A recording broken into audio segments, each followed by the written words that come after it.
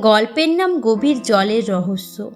কুন্দনপুর গ্রামের একটি প্রাচীন নদী ছিল, যার নাম ছিল শ্রীপুরী। সেই নদী ছিল বড় ভয়ানক।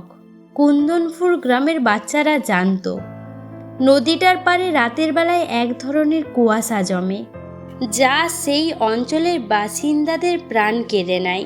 তারা মনে করত এই নদী নাকি এক অসীম দৈত্যের বাসস্থান, যার হাতে বহু জীবন ঝরেছে। এক রাতের ঘটনা। সন্ধ্যাবেলায় গ্রামের এক যুবক সৃজন চ্যালেঞ্জ নিল, সে নদীর তীরে একা যাবে। সৃজন জানত এসব পুরনো গল্প মাত্র, তাই কোনো ভয় ছাড়াই সে একাই নদীর দিকে রওনা দিল। নদীর কাছে পৌঁছানোর পর সৃজন লক্ষ্য করল নদীর জল এক অদ্ভুত রঙে গাঢ় হয়ে গেছে। চারিপাশে যেন জমে গেছে এক অদ্ভুত কুয়াশা, যা ধীরে ধীরে নদী থেকে বেরিয়ে তার চারিদিকে ছড়িয়ে পড়তে শুরু করলো। কিন্তু সৃজন তখনও ভয় পায়নি।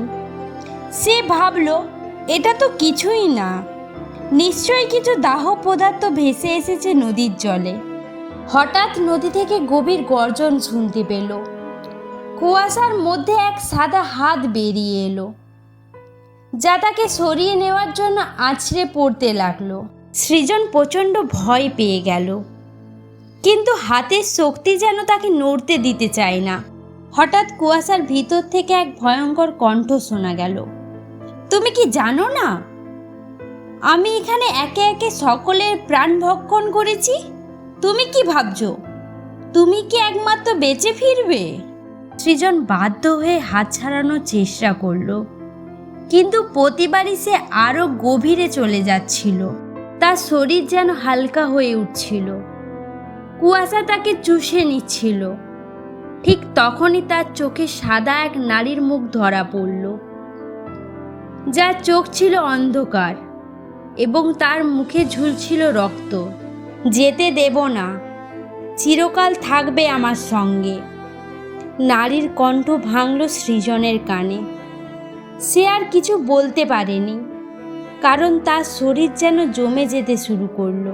ভোরের দিকে গ্রামের লোকজন নদীর পাড়ে এসে দেখল সৃজনের শরীরটা অজ্ঞান হয়ে পড়ে আছে।